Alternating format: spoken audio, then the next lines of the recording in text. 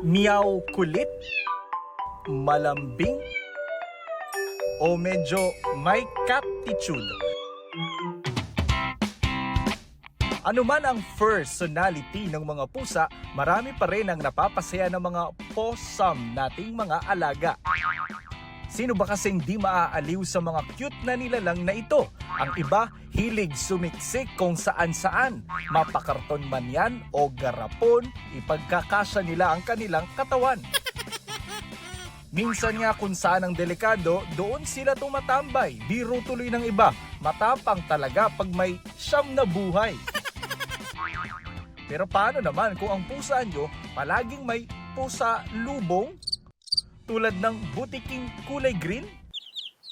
May ibong na hunting? O minsan, ahas pa nga. Pero payo ng isang vet, huwag mag-init ang ulo sa kanilang alay. Huwag mo namang pagalitan. Sa kanya is, I'm bringing you something, a gift. Gently, alisin mo na lang. Nagkakaroon siya ng negative reaction. Teka, bakit ginalang kita ng ano tapos hindi mo nagustuhan? Posible rin daw na nagtuturo ang mga pusa ng hunting skills sa mga miyembro ng pamilyang kasama niya. Carnivore sila eh.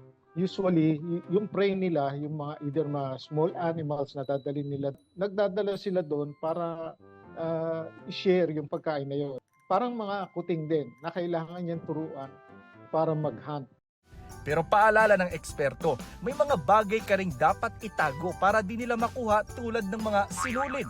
Bawal pala yarn? Ang dila nila, kung titingnan mo, pag nilabas nila yung dila, meron niyang parang tusok-tusok. Kung yung nadilaan niya, yung sinulid na mahaba, na tuloy-tuloy. Hindi mo mahihila yung kasi it's always pointed inward hanggang malulunyay. Talaga namang perfect companion ang mga pusa na maraming good meoweries at hatid na good vibes. At ano pa man ang kanilang alay, di may tatangging nagdadala sila ng kulay sa ating buhay.